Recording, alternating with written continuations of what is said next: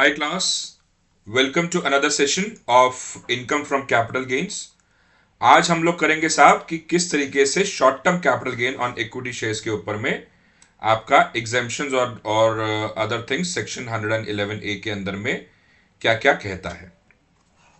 आइए साहब शुरू करते हैं।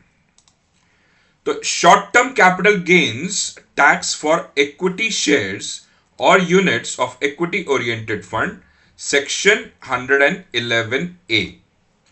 तो यहां पे कंसेशनल रेट ऑफ टैक्स के बारे में बोला गया साहब। क्या होता है कंसेशनल रेट? कि भैया आपको अगर 100 रुपया टैक्स देना था तो हम बोलेंगे नहीं जी आप हमारे को 80 रुपया दिए, वो कंसेशन हो गया 20 रुपए का।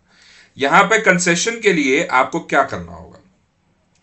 Under section 111 A a concessional rate of tax of 15%, जो रेट ऑफ टैक्स है 15% on short-term capital gains on transfer of equity shares of the company, unit of a business trust और unit of equity oriented fund। यही तीन चीजें हैं जिनके ऊपर में अगर आपका शॉर्ट टर्म कैपिटल गेन होता है वो आपको 15% के रेट पे आप उसे क्या कहते हैं टैक्स कर सकते हैं, उसके ऊपर 15% टैक्स मिलेगा। इक्विटी शेयर हमको पता है जो रजिस्टर्ड, जो कंपनी के अंदर में रिकॉग्नाइज स्टॉक एक्सचेंज के अंदर में रजिस्टर्ड हो वो इक्विटी शेयर हो गया। इक्विटी ओरिएंटेड फंड भी हमारे को पता है, हमने पिछली क्लास में सीख लिया। बिजनेस ट्रस्ट वो होता है जो हमारे जो बिजनेसेस जो किसी ट्रस्ट के बेसिस के ऊपर में चल रहे हो, ठीक है। The transaction of sale of such equity shares और units should be entered on or after 1 October 2004। तो जो सेल का जो ट्रांजैक्शन होगा वो आपका 1 अक्टूबर 2004 के बाद से ही इफेक्ट होना चाहिए, being the date on which chapter 7 of the finance act 2004 came into force। यानी कि फाइनेंस एक्ट 2004 में ये चैप्टर 7 इंट्रोड्यूस हुआ था जिसके तहत हमारे को ये बोला गया था कि इन चीजों के ऊपर में आपको 15% टैक्स देना होगा अगर 1 अक्टूबर 2004 के बाद आपका ट्रांजैक्शन होता है। And such transactions are chargeable to securities transaction tax under this chapter.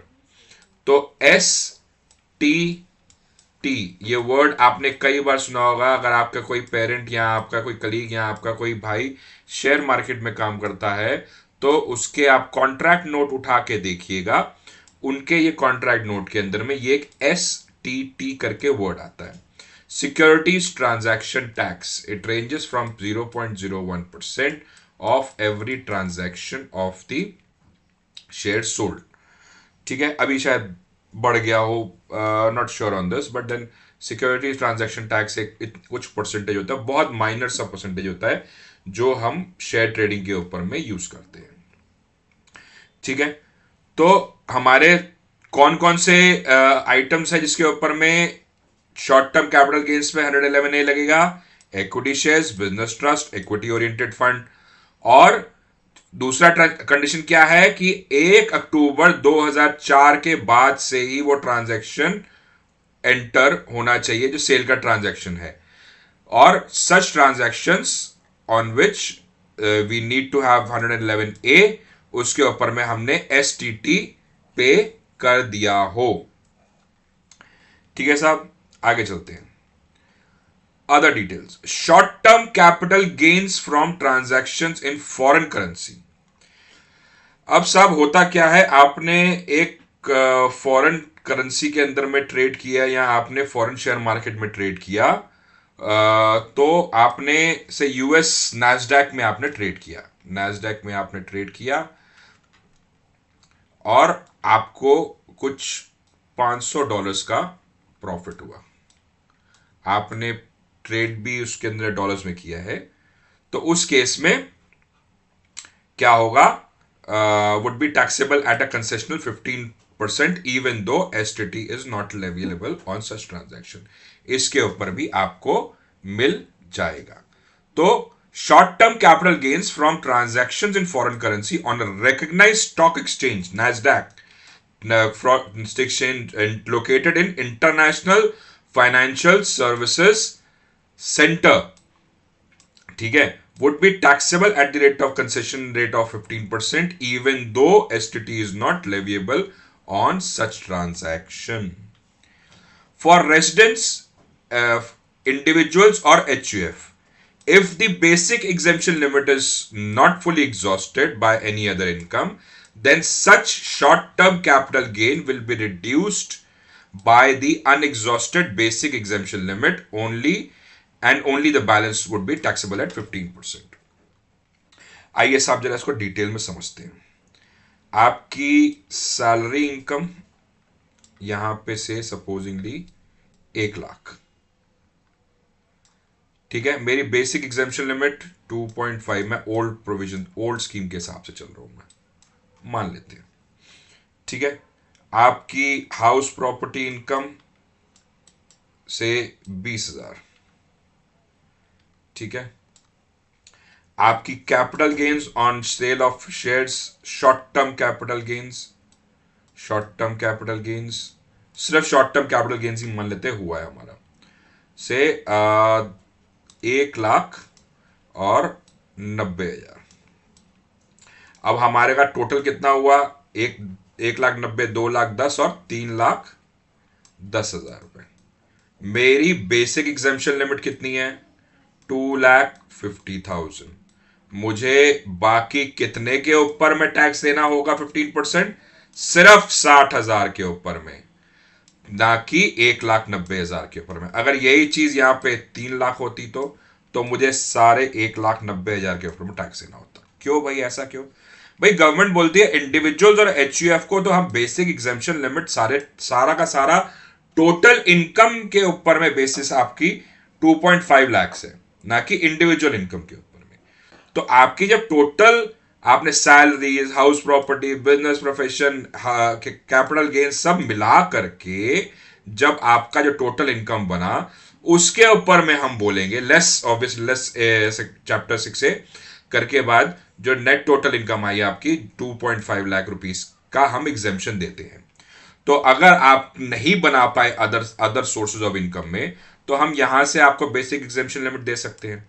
भाई आपको घर क्यों बेसिक एग्जेम्पशन लिमिट क्यों दी जाती है? क्योंकि आपको घर के खर्चे चलाने हैं.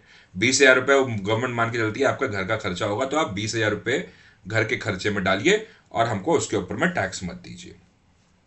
इसीलिए गवर्नमेंट बोलती है कि आपके बेसिक एग्जेम्पशन लिमिट तक जितना भी आपका बना शॉर्ट टर्म कैपिटल गेन, अगर बाकी चीजों में बेसिक एग्जेम्पशन लिमिट रीच नहीं हुई है, तो हम यहां से आपको दे देंगे और बाकियों के ऊपर में आप 15% लगा दीजिए.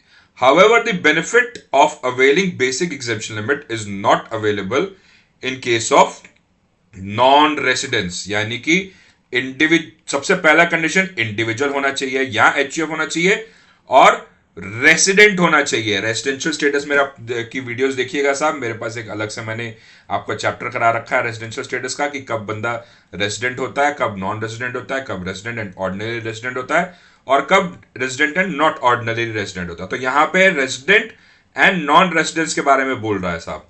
तो रेसिडेंट होना चाहिए, इंडिविजुअल होना चाहिए, HUF होना चाहिए, क्योंकि स्लैब रेट्स इन्हीं के ऊपर में है. और अगर नॉन रेसिडेंट होगा तो साहब उसके ऊपर में इस 1,90,000 के ऊपर में पूरा का पूरा टैक्स देना पड़ेगा उसको. क्यों? क्योंकि गवर्नमेंट बोलता है आप नॉन रेसिडेंट है साहब, जो मेरे यहां पे कमाया है उतना के ऊपर में टैक्स दे के जाइए. Deductions under Chapter 6A cannot be availed in respect of short-term capital gains on equity shares of a company or units of equity-oriented fund, mutual fund, or a business trust included in the total income of the assessee. आप इसके लिए chapter 6A का exemption नहीं ले सकते. ठीक है, मतलब कि आप LIC वगैरह जितना भी आपने जो कर रखा है वो अदर सोर्सेस के ऊपर में ले लीजिए, अगर आपको 15% टैक्स देना है तो. सब बाकी सबके ऊपर में लेकर के उसके बाद ये जोड़िए. वेरी सिंपल है. ठीक है साहब, आज की क्लास सर यहीं तक थी और हम अगली क्लास में मिलेंगे. ये रहे आपके नोट्स और क्वेरीज के लिए ये रहा मेरा phone number. I think you have my phone number, you have my email address. You can drop your queries anytime you like. I hope you are liking my classes. Please do like, share and subscribe. Thank you so much. Bye bye.